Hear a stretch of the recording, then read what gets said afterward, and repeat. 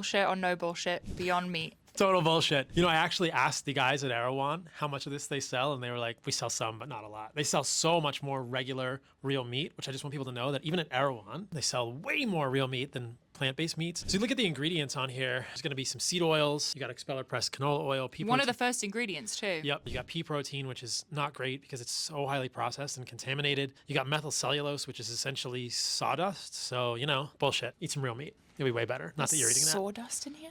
Essentially, methyl cellulose. It's Yeah. hamster food in here, you guys. Yeah.